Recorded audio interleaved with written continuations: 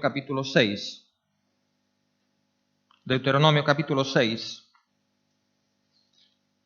versículos 18 y 19. Dice así la palabra de Dios. En Deuteronomio capítulo 6, versículos 18 y 19. Gloria a Dios. Gloria a su santo nombre. A veces nos acostumbramos a la palabra, se convierte en rutina y no nos damos cuenta que es un privilegio. Porque no es la palabra de un político, no es la palabra de un filósofo, no es la palabra de un pensador ni de un psicólogo, es la palabra de Dios. Aleluya. Para muchos este libro está cerrado, porque leen y no entienden. Oyen, pero no son capaces de percibir lo que oyen. Pero tú sí. Tú lees, tú entiendes, tú crees, tú asimilas, gloria a su santo nombre, y la palabra de Dios es eficaz en ti. Dale gracias a Dios porque la palabra de Dios es viva y es eficaz el día de Dios en tu vida. Y ese es tu privilegio. Y ese es un privilegio que no está al alcance de todo el mundo. En mi propia familia, en una ocasión, al ver el interés, hace años, ¿verdad?, que yo tenía, que no podía pasar días sin leer la Biblia, mi casa, mi familia de aquella, pues no eran convertidos. Entonces me acuerdo un miembro de mi familia que cogió la Biblia a ver y no le decía nada. Era un libro cerrado. Un libro totalmente cerrado. ¿Por qué? Porque esto es obra del Espíritu Santo. El Espíritu Santo es el que hace la obra cuando recibimos y aceptamos a Jesús. Mientras ese momento no llegue, este es un libro cerrado. Porque la vida del Espíritu no está ahí, ¿verdad? Y claramente la Escritura dice que es: si no nacieres del agua de la palabra y del Espíritu. ¿Os acordáis lo que el Señor Jesús le enseñó a Nicodemo, un religioso, un teólogo, para el cual la palabra estaba cerrada? No entendía. Dice, ¿qué pasa? ¿Tengo que volver a entrar en el vientre de mi madre y volver a salir? Y dice, ¿cómo tú, en teoría, un teólogo, un maestro de Israel, y no entiendes verdades tan simples? Hablaba de un nuevo nacimiento espiritual. Dice, el que no nace del agua, de la palabra, y del Espíritu. Se requiere de los dos, ¿verdad? Y mientras ese nuevo nacimiento no tenga lugar, este es un libro cerrado. Pero qué bueno que para ti y para mí no lo es. Por eso dice aquí Deuteronomio 6, el versículo 18, gloria a su santo nombre, y haz lo recto y bueno ante los ojos de Jehová para que te vaya bien y entres y poseas la buena tierra que Jehová juró a tus padres, para que mis promesas se cumplan en tu vida. Porque la promesa que Dios le había dado a Abraham es que su descendencia, aparte de que a través de ella iba a ser benditas todas las naciones de la tierra, iba a venir el Mesías, pero también les dio en el ámbito natural, como posesión, como heredad, la tierra de Canaán, ¿verdad? Entonces dice, para que te vaya bien y para que mis promesas se cumplan en ti. Para que Él arroje a tus enemigos de delante de ti, como Jehová ha dicho. Sean enemigos externos o sean enemigos internos, que son los peores, ¿verdad? Sea el diablo, sea el mundo, sean los enemigos de mi propia carne, sea cual sea el enemigo que me estorba, Dios lo va a apartar, lo va a vencer y lo va a echar a un lado. Para que no haya nada ni nadie, para allanarme el camino, en definitiva. Ahora, ¿eso lo va a hacer cuándo? ¿Cuándo me va a ir bien? Cuando las promesas de Dios yo las voy a poder alcanzar, se van a cumplir en mi vida. Cuando yo haga lo recto y bueno ante los ojos de Jehová. Esa es la condición que Él me pone. Si tú quieres que te vaya bien, en general, en todo, en el ámbito familiar, en el ámbito espiritual, en el ámbito económico, que te vaya bien, eso es general, eso abarca todo. Tú quieres tener una buena vida, tú quieres que te vaya bien en todo, ok, una condición. Haz lo bueno y lo recto delante de sus ojos. No delante de los ojos de la criatura, no, delante de sus ojos. Es como si el Señor te dijera, ¿tú quieres que te vaya bien? Ok, haz lo bueno delante de mí. Haz lo recto delante de mis ojos. Y yo me voy a encargar que te vaya bien en todo. Y me voy a encargar que mis promesas se cumplan en tu vida. Y me voy a encargar de echar fuera a los enemigos que te oprimen. Es como un trato, ¿verdad?, que Dios te propone en esta mañana. si lo quieres. La condición es escoger lo bueno y lo recto delante de sus ojos. Ese es el requisito. En Josué, que fue el líder que sucedió a Moisés, Dios le propuso este pacto. Era el líder del pueblo y Dios le propuso este mismo pacto. Fijaros, en Josué 1:7, Dios le dice claramente a Josué: solamente esfuérzate. Esto requiere un esfuerzo. Josué 1:7. Y sé muy valiente. Fijaros que no dice sé valiente, sé muy valiente. Esto requiere un esfuerzo y una gran valentía. No es para cobardes, no es para pusilánimes, no está al alcance de cualquiera. Dios le propuso eso: esfuérzate y sé muy valiente. ¿Y para qué? ¿Para qué hay que esforzarse y ser no valiente, sino muy valiente? ¿Para qué? Para cuidar de hacer conforme a toda la ley que mi siervo Moisés te mandó. No te apartes de ella ni a diestra ni a siniestra, para que seas prosperado en todas las cosas que emprendas. Y el versículo 8 dice: nunca se apartará de tu boca este libro de la ley, sino que de día y de noche meditarás en él, para que guardes y hagas conforme a todo lo que en él está escrito, porque entonces harás prosperar tu camino y todo te saldrá bien. Qué bonito suena, ¿verdad? Y todo te saldrá bien. Hagas lo que hagas, va a ir bien. Qué bendición. Pero claro, ¿cuál es la condición? Esfuérzate y sé muy valiente para escoger lo que tú sabes que es lo recto delante de mis ojos. ¿Y qué es lo recto delante de sus ojos? Lo que dice su palabra. Lo que dice su palabra. Lo que está aquí. No lo que dice el mundo, ni lo que dice la gente, ni lo que dice el político de turno, lo que dice su palabra. Eso es lo que es agradable, bueno y recto delante de sus ojos. Y para hacer lo que es recto delante de sus ojos hace falta esforzarse y hace falta ser muy valiente, sobre todo en los tiempos que corren. Hay que ser muy valiente para ser capaz de escoger lo que es agradable delante de sus ojos, porque eso te va a obligar a ir contracorriente, así de claro. ¿Por qué? Porque el mundo que nos rodea no escoge lo que es agradable delante de sus ojos, sino lo que es desagradable. Así que si tú quieres pararte firme y escoger lo que tú sabes que es agradable delante de sus ojos, que es exactamente lo que él dice, porque su palabra no es mi palabra, es la suya, o sea, caminar, dice, no te apartes de ella ni a diestra ni a siniestra, por ahí. Ese es el camino. Si eres capaz de esforzarte lo suficiente y de ser lo suficiente valiente, de tener los redaños para caminar por ese camino, que es el camino recto delante de mis ojos, yo me voy a encargar de prosperarte. Yo me voy a encargar de levantarte y yo me voy a encargar de bendecirte. Es un pacto que Dios le propuso a Josué. Y Josué fue el líder que introdujo al pueblo en la tierra de Canaán, la tierra prometida. Al final la promesa se cumplió, no por mano de Moisés, pero sí por mano de este hombre, al cual Dios le propuso este trato, este pacto, y él aceptó. Josué aceptó. Cometió algún que otro error, pero cuando cometió errores se arrepintió y Josué caminó haciendo lo recto delante de sus ojos. En Job capítulo 8,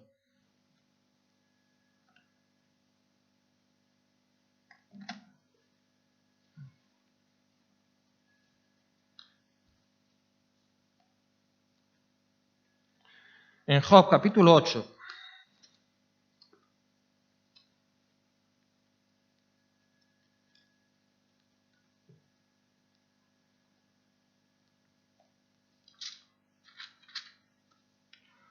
vamos a leer del 5 al 7.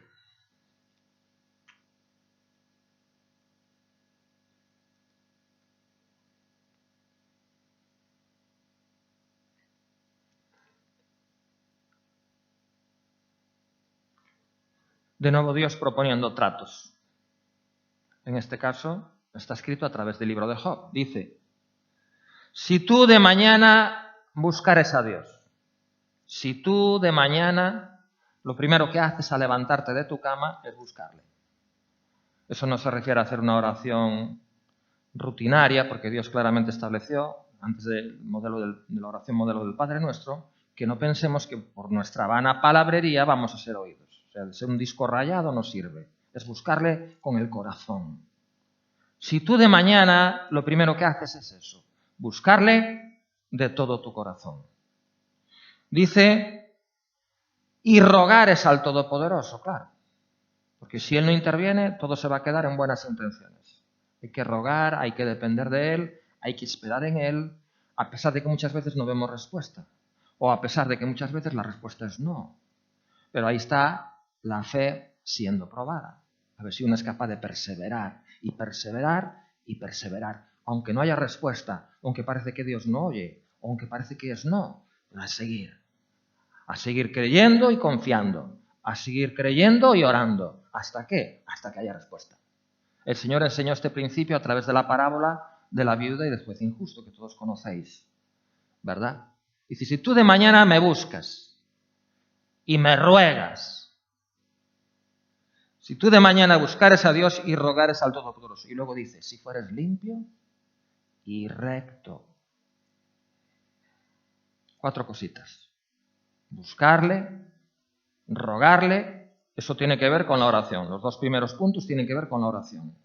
Buscarle de todo corazón hasta que uno pueda sentir su presencia y rogarle. Porque rogarle es como reconocer que sin Él no podemos hacer nada. Por eso rogarle.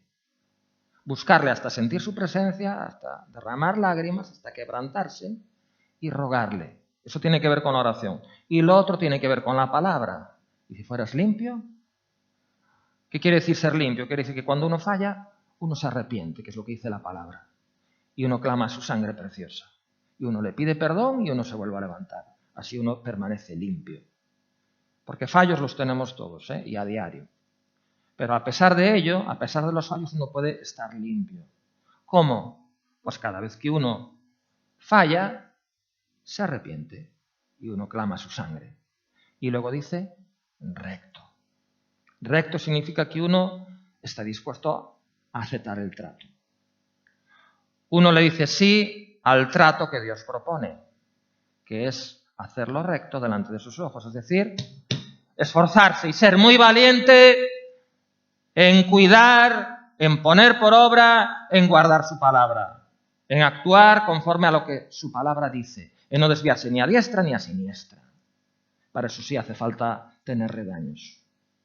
Para eso sí hay que esforzarse. Insisto, y más en los tiempos que corren. Para eso sí que hace falta ser muy valiente.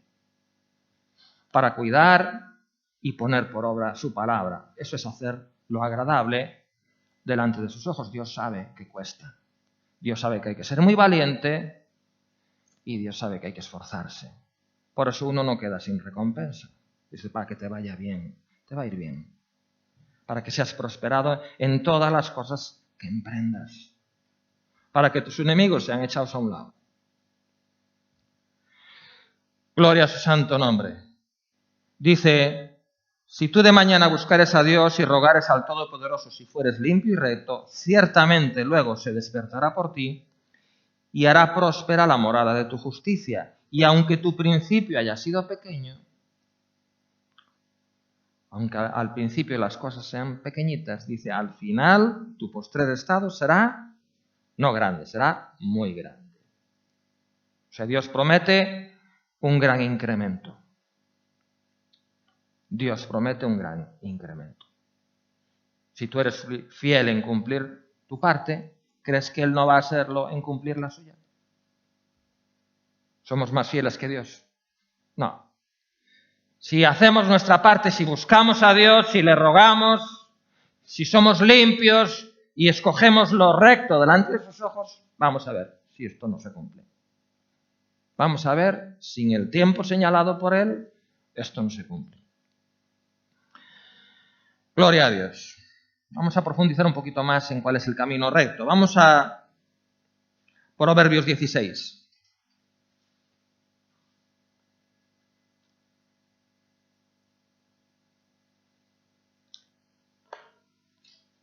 Proverbios capítulo 16.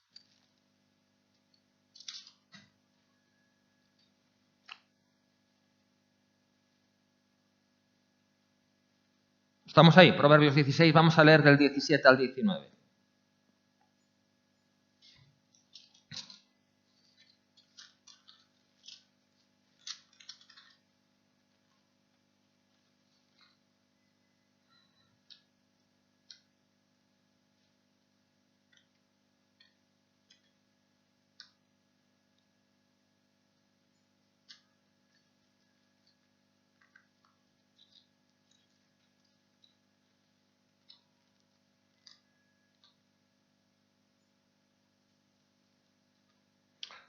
Vamos allá. Estamos ahí. Proverbios 16, del 17 al 19. Dice: el camino de los rectos se aparta del mal, gloria a su santo nombre, su vida guarda el que guarda su camino. Y ahora dice, especifica un poquito más lo que es eso. ¿Qué es el apartarse del mal? ¿Qué es guardar su camino? Porque dice claramente el camino de los rectos se aparta del mal. ¿Pero qué es eso? ¿Dónde está el mal? Ahora lo vamos a ver. Antes del quebrantamiento es la soberbia y antes de la caída la altivez de espíritu. Mejor es humillar el espíritu con los humildes que repartir despojos con los soberbios. Bueno, a la vista de esto, ahora lo vamos a confirmar en otro pasaje, ¿cuál es el buen camino y cuál es el mal camino? El apartarse del mal camino, ¿a qué se refiere? ¿Es apartarse del camino de qué? ¿Cuál es el mal camino a la vista de eso que acabamos de leer? ¿Cuál es el mal camino y cuál es el buen camino? ¿No hay respuesta? Bueno, vamos a leer otro pasaje para dar más pistas. Aquí yo creo que está bastante claro. Pero vamos a leer Proverbios 8. Yo creo que ahí aún está más claro. Proverbios 8:13.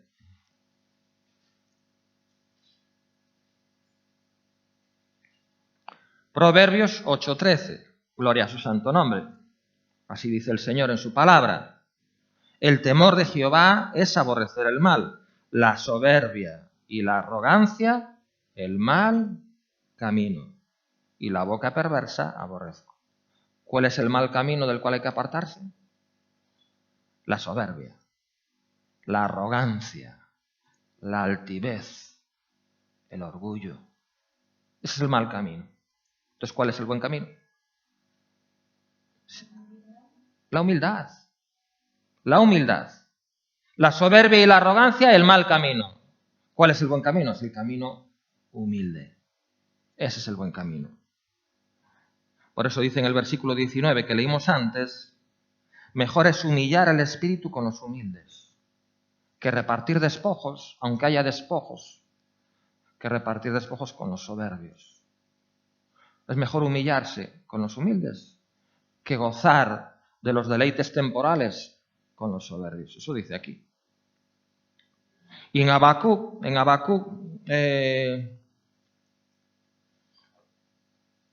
capítulo 2 y versículo 4, otra vez la palabra de Dios confirma la misma verdad.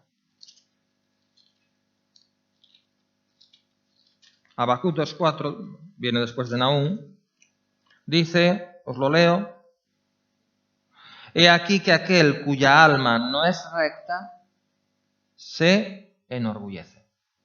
He aquí que aquel cuya alma no es recta se enorgullece, mas el justo por su fe vivirá. Bueno, ¿cuál es nuestro ejemplo perfecto? Por supuesto, es el ejemplo del Señor Jesucristo, el cual, dice la Escritura, que se humilló a sí mismo, hecho en la forma de siervo, adoptando la condición de hombre, ¿no? Y en la condición de hombre se volvió a humillar hasta recibir muerte y muerte de cruz, por lo cual Dios lo exaltó hasta lo sumo. Por eso leímos antes que antes del quebrantamiento es la soberbia y antes de la caída la altivez de espíritu. Fue lo que le pasó a Lucifer, que era un querubín ungido, era el guardián del trono de Dios y cayó. Se convirtió en diablo, en serpiente, en dragón y Satanás. ¿Por qué? Por la altivez y la soberbia. Es lo que trae la caída. Bueno, vamos a ver algunos ejemplos en la palabra de Dios de personas que de alguna manera han errado en relación con esto que estamos viendo. Vamos, por ejemplo, a ver una historia en el libro de Hechos. Vamos a Hechos capítulo 8. Vamos a Hechos capítulo 8.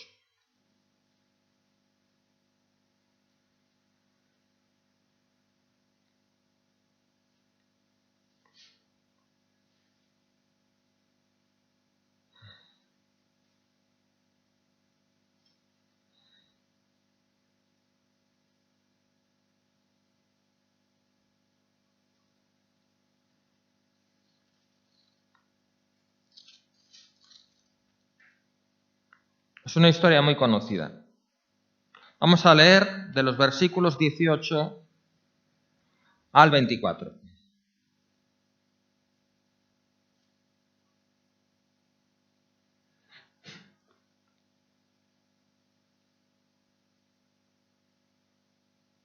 ¿Estamos ahí? Hechos 8 del 18 al 24.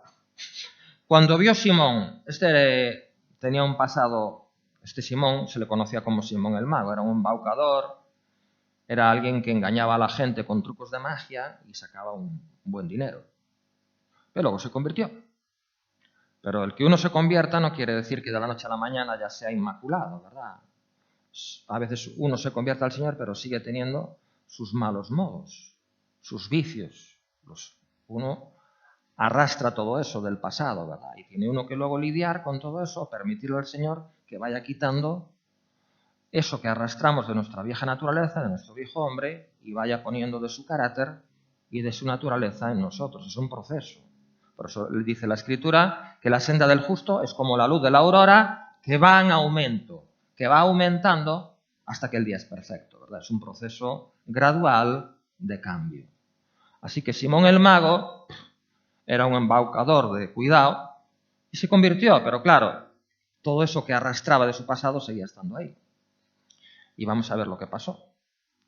Estamos en Hechos capítulo 8, en el versículo 18.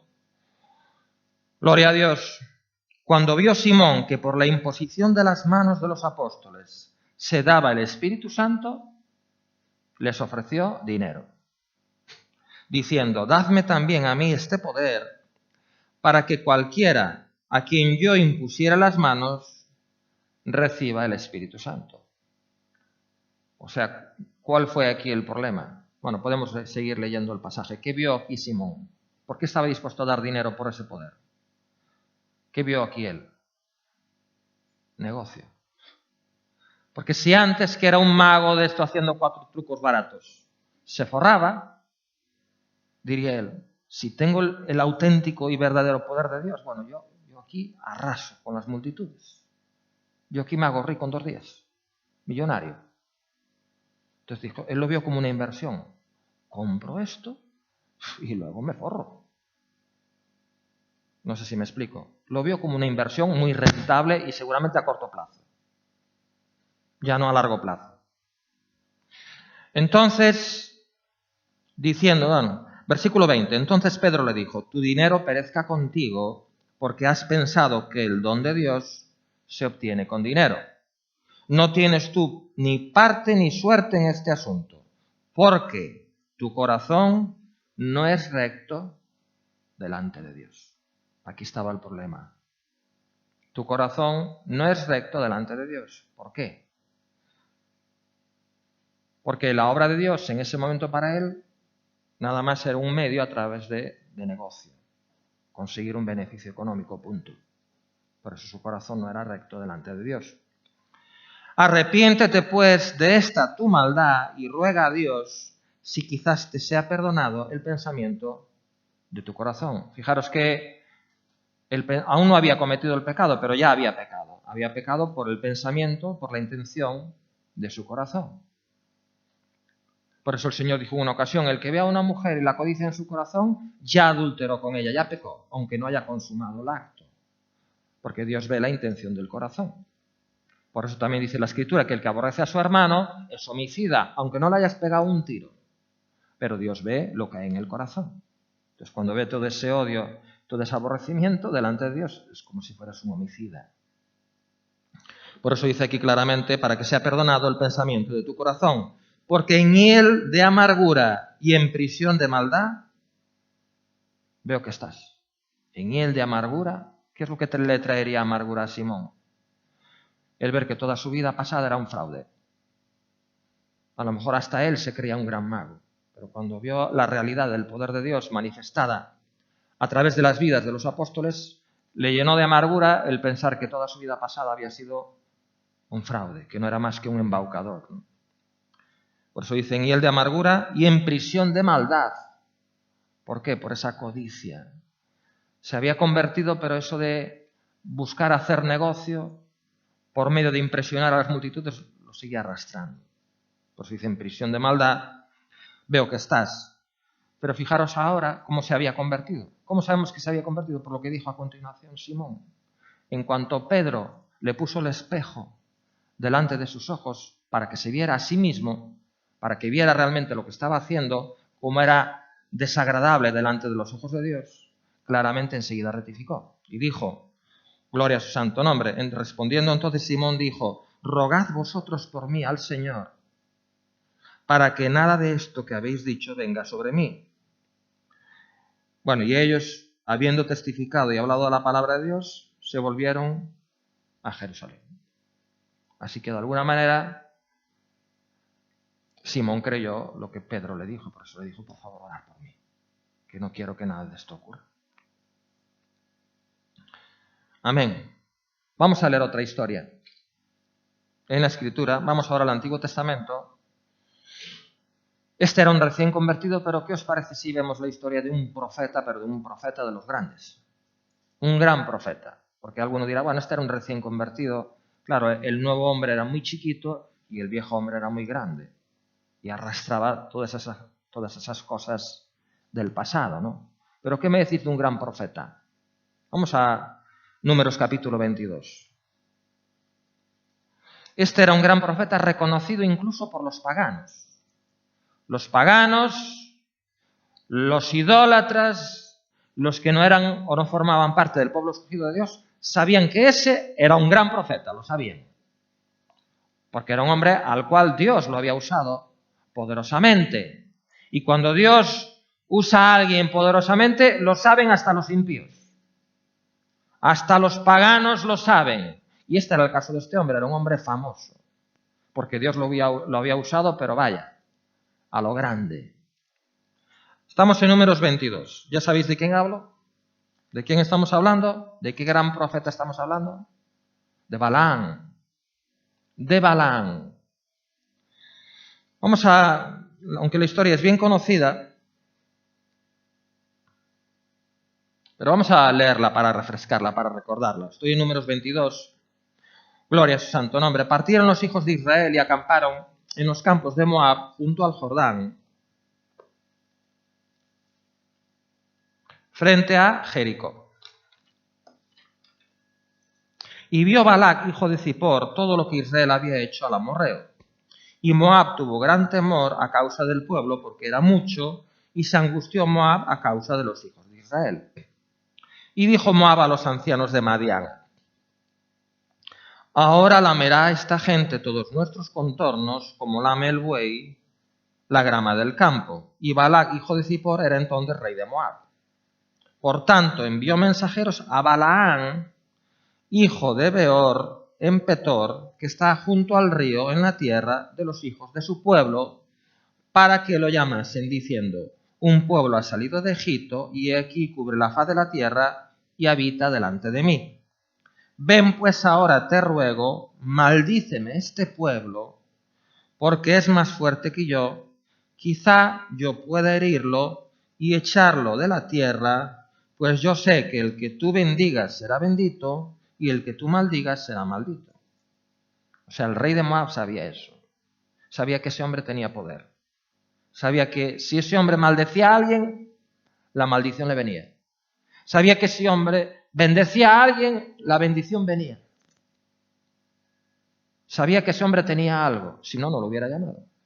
Si no, no lo hubiera ofrecido, porque al principio se negó todas las riquezas y dinero y todo lo que le ofrecía. Porque sabía, eso que era un rey pagano. Pero cuando Dios usa a alguien, Vamos, hasta los ciegos lo saben. Y este era el caso de Balaam, era un gran profeta. Dios hablaba con él y Dios hablaba por medio y a través de él. Fueron, versículo 7, los ancianos de Moab y los ancianos de Madián, con las dádivas de adivinación en su mano, eran como ofrendas para que este hombre dijera lo que ellos querían que dijera. Con las dádivas de adivinación en su mano, y llegaron a Balaam y le dijeron las palabras de Balac. Él les dijo: reposad aquí esta noche y yo os daré respuesta según Jehová me hablare. Según Jehová me hablare. Usted hablaba con Dios. Usted no era un cualquiera. Usted era un profeta. Así los príncipes de Moab se quedaron con Balaam. Y vino Dios a Balaam y le dijo: ¿qué varones son estos que están contigo? Y Balaam respondió a Dios: Balac, hijo de Zippor, rey de Moab, ha enviado a decirme: he aquí este pueblo que ha salido de Egipto, cubre la faz de la tierra, ven pues ahora y maldícemelo, y quizás podré pelear contra él y echarlo. Entonces dijo Dios a Balaam: no vayas con ellos, ni maldigas el pueblo, porque bendito es.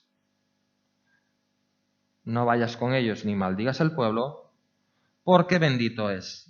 Así Balaam se levantó por la mañana y dijo a los príncipes de Balac: volveos a vuestra tierra, porque Jehová no me quiere dejar ir con vosotros. Y no voy porque Dios no quiere, si no, iba. Y los príncipes de Moab se levantaron y vinieron a Balac y dijeron: Balaam no quiso venir con nosotros. Volvió Balac a enviar otra vez más príncipes y más honorables que los otros, los cuales vinieron a Balaam y le dijeron: así dice Balac, hijo de Zippor, te ruego que no dejes de venir a mí, porque sin duda te honraré mucho y haré todo lo que me digas. Ven pues ahora, maldíceme a este pueblo. Y Balaam respondió y dijo a los siervos de Balac: aunque Balac me diese su casa llena de plata y oro, no puedo traspasar la palabra de Jehová mi Dios. ¿Quién era su Dios? ¿Con quién hablaba Balaam? No era con el Dios vivo. Este era un profeta. No puedo traspasar la palabra de Jehová mi Dios para hacer cosa chica ni grande. Os ruego, por tanto, ahora que reposéis aquí esta noche para que yo sepa que me vuelve a decir Jehová. Y vino Dios a Balaam de noche y le dijo: si vinieron para llamarte estos hombres, levántate y vete con ellos, pero harás lo que yo te diga. Una cosa es la voluntad directa y otra es la voluntad permisiva. Hablamos de eso más de una ocasión. ¿Cuál era la voluntad directa de Dios? Se lo dijo al principio. Dijo: ni vayas ni maldigas, ¿sí o no? Lo leímos en el versículo 12. Entonces dijo Dios a Balaam: no vayas con ellos ni maldigas al pueblo, porque bendito es. Estos quieren que vayas para maldecirlo. Así que ni se te ocurra ir, ni mucho menos maldecir. No vayas, voluntad directa. ¿Sí o no? Pero al ver, ¿creéis que Dios no escudriña la mente y el corazón? Balaam estaba dispuesto a no ir, pero a regañadientes. En su corazón deseaba ir, de hecho después fue. En su corazón deseaba ir. Bueno, no puedo ir porque Dios no me permite ir. Qué lástima. Entonces luego vino la voluntad permisiva. Dice: está bien, ve.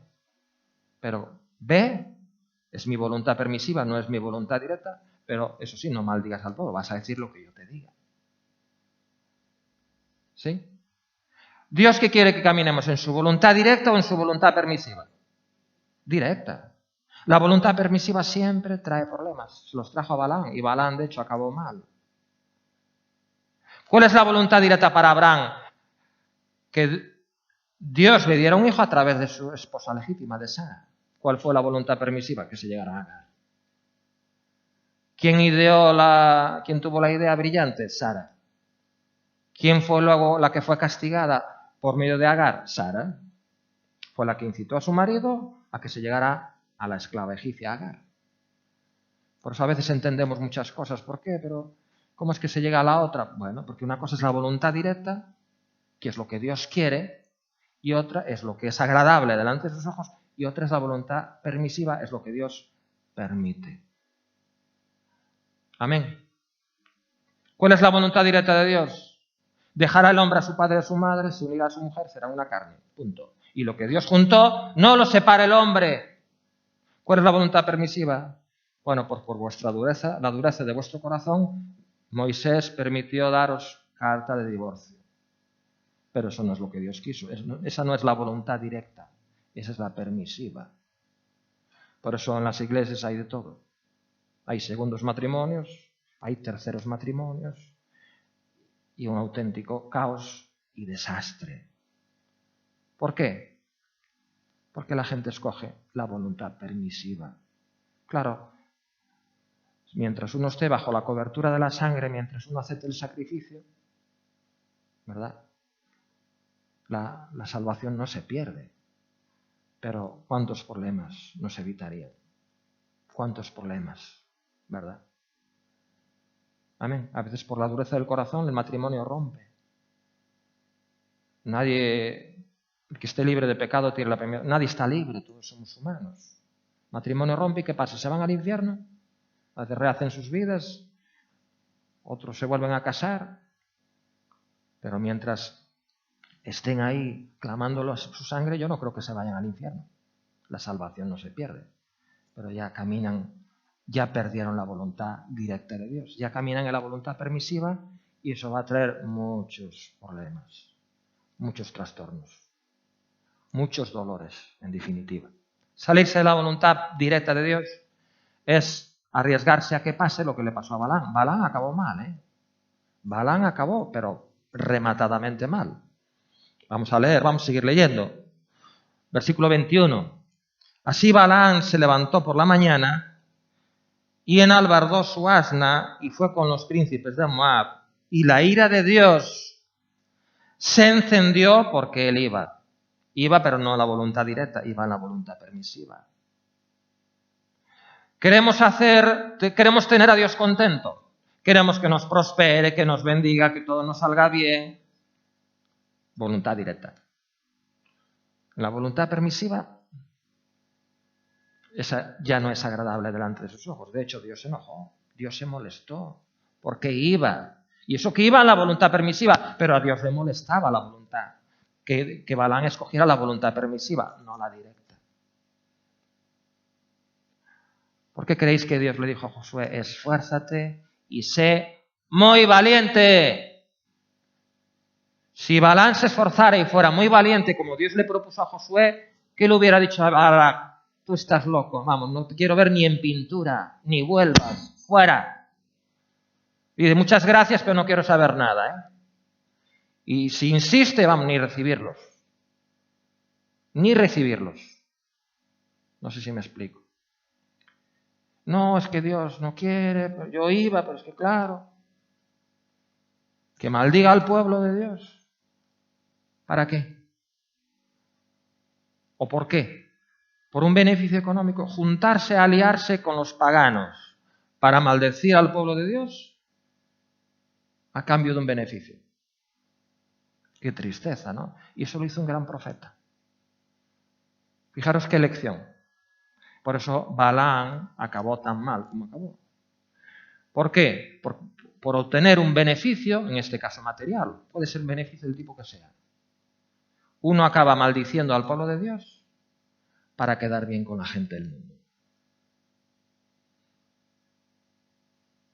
Sí, no, son unos fanáticos. ¿Podéis imaginar? Unos cristianos hablando mal de otros cristianos, maldiciendo es hablar mal.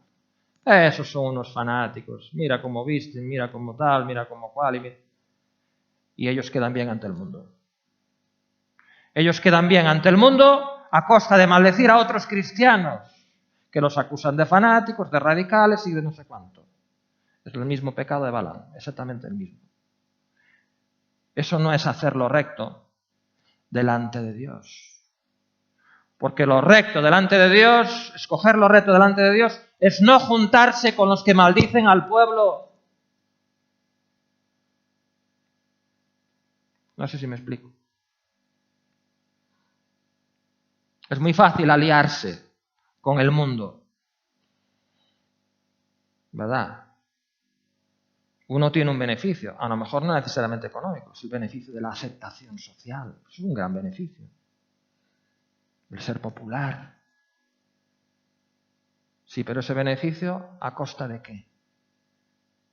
¿De maldecir al pueblo? ¿De vender tu fe?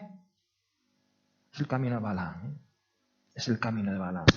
Y es un camino que a Dios le produce un gran enojo. Por eso dice aquí la Escritura que se enojó en gran manera.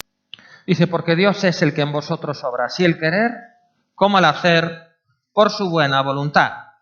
Haced todo sin murmuraciones y contiendas, para que seáis irreprensibles y sencillos, hijos de Dios sin mancha, en medio de una generación maligna y perversa, en medio de la cual resplandecéis como luminares en el mundo. ¿Qué hay que hacer para resplandecer como luminares en el mundo? Hacer todo sin murmuraciones y hacer todo sin contiendas. ¿Y cómo dice el Señor que es la generación que nos rodea? Es maligna y es perversa. Es maligna y es perversa. ¿Entendemos por qué Dios le dijo a Josué? Esfuérzate y sé muy valiente. ¿Por qué? Porque sabe lo que hay alrededor, sabe de lo que uno está rodeado. De una generación que es maligna y que es perversa. Y si uno quiere caminar en la voluntad directa del Señor, si uno quiere caminar haciéndolo agradable delante de sus ojos, va a costar, va a costar. Gloria a Dios. Así que Dios produce el querer como el hacer. Es una buena noticia. Uno tiene que estar dispuesto. Dice, aquí estoy. Tú haz lo que quieras en mí. Hasta el querer. Ni siquiera tiene, es que yo no tengo el deseo. Dios lo pone. Yo no soy capaz. Dios lo hace. Tú nada más tienes que estar dispuesto a decir, aquí estoy. Haz conmigo lo que quieras. Y fijaros en el Salmo 51. Estamos viendo cómo lograrlo. ¿Cómo lograrlo? ¿Cómo tener la victoria? En el Salmo 51,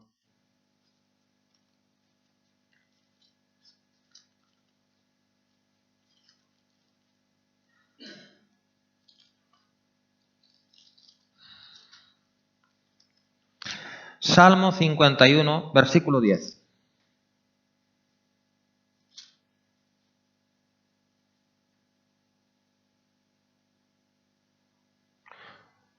Este salmo lo escribió David después de que cometió el grave pecado con Betsabé, después de que mandó que pusieran al marido en el lugar más peligroso de la batalla para que muriera y quedarse con la mujer con la cual él ya había adulterado previamente, ¿verdad?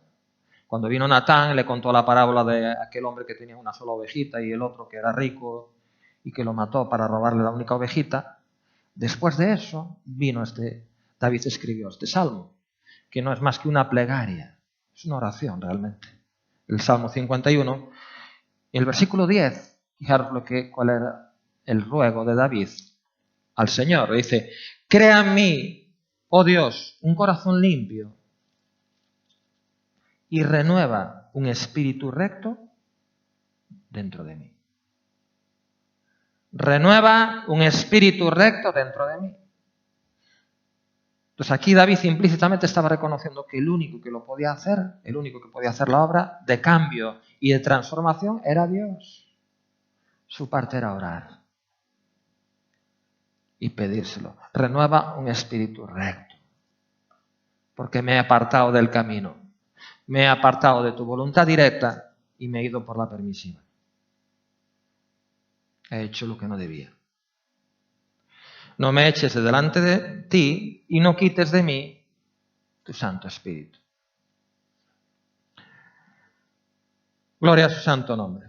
Es una oración muy bonita. Luego, vuélveme el gozo de tu salvación. Y lo había perdido. Tenía miedo a perder su presencia, a perder su espíritu. Ya había perdido el gozo. Y espíritu noble me sustente, entonces enseñaré a los transgresores tus caminos y los pecadores se convertirán a ti, cuando Dios haya hecho la obra de cambio y de transformación en su vida. Amén. En Jeremías 31, 18. Entonces, ¿qué hizo David? Reconocer su condición y pedirle al Señor que obrara en él, renovando un espíritu recto. En Jeremías 31, versículo 18.